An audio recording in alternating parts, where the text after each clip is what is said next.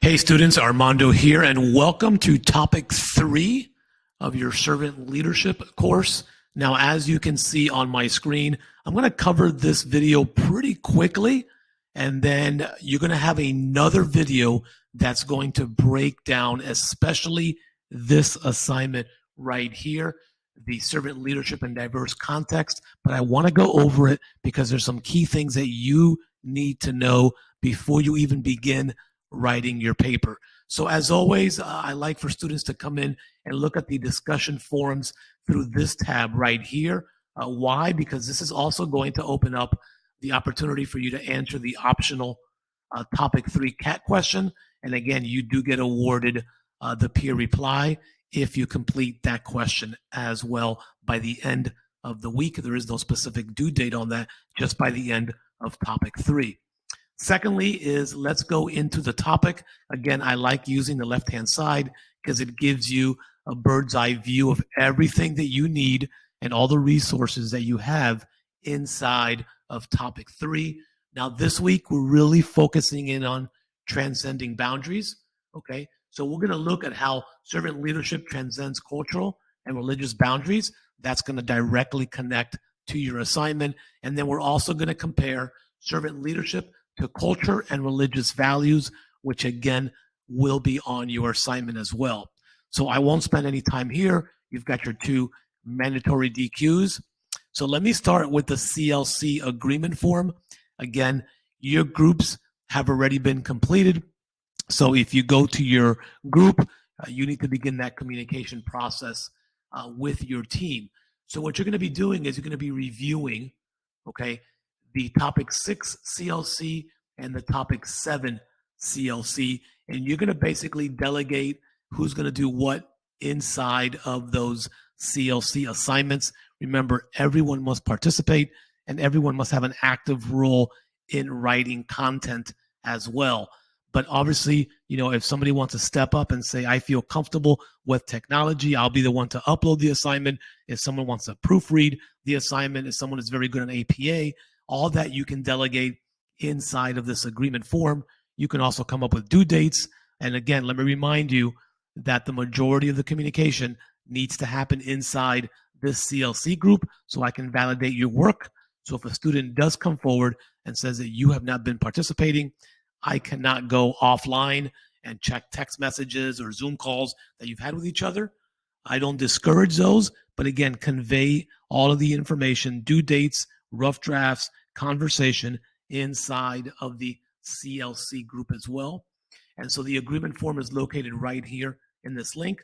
You will complete that as a group, and then one person will submit that on behalf of the team. Again, one person will submit that on behalf of the team.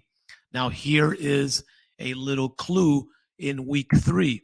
As you look at Topic 6 and Topic 7, there are questions that you need to choose. There is delegation that needs to be made. I would already choose all that stuff now. So people that want to work ahead can begin to work ahead by choosing the questions or the assignments that you're going to need here in the vision statement analysis. Break up that paper and who's going to write what. In the leadership presentation here, what are going to be the 6 questions that the entire team is going to use? If you choose those questions now, nice and early, then people who can work ahead have that opportunity to do so. So again, that is the CLC agreement form. And then the servant leadership in diverse context. Let me break this down, and I just really want you to focus in and pay attention to this right here. And then you're going to have another video that's going to walk you through a sample paper. The first thing that sticks out is take a look at the word count, okay? It's 1,250 words or more. I do not deduct if you go over the word count, but you must meet the minimum word count, okay?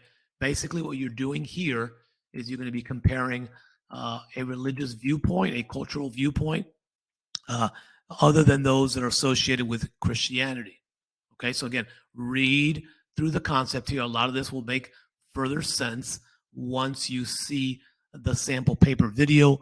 Especially on that video, I really want you to focus in on the formatting, how the student broke up the similarities and the differences. and I expect your paper to look very similar, if not exactly like that. The only difference is you'll have your own original content. So here's something that sticks out. Okay, you are required to locate a total of 4 articles, okay, that talk about servant leadership and the cultural and religious viewpoint. Okay, so 4 articles. Notice it did not say websites, articles, peer reviews, things of that nature. Okay, 2 of those articles should examine servant leadership from a different cultural perspective, and then 2 articles examine servant leadership from a religious perspective. Okay, so you're breaking down servant leadership inside of this other culture and also inside of this other religious perspective that is not Christianity. Okay, the articles peer reviewed within the last 5 years, and listen, I'm a little flexible on that, right? And I'm going to show you a little way to find peer review articles. And the 5 years, okay, I'm okay if it's 6, 7 years, but you really don't want to go out too much further than that. Okay. And here, this is another big section here. You must use and cite articles within each content section of your paper. So what does that mean? That means that basically every paragraph that you write, you need to have in-text citations giving credit to your research. A reference page alone does not suffice for APA, and it does not suffice for plagiarism. You must give credit along the way. Your in-text citations should match the references on your reference page. Okay? APA style, there is a rubric. I would look at the rubric as well and follow that. And then you do need Lopes Write for this assignment. Again, even though this is what I believe to be the most difficult individual assignments, traditionally, if you're writing original content, you should be at 0 to 1% in your similarity reports, and your quoted text should be at 0. Do not put quotation marks.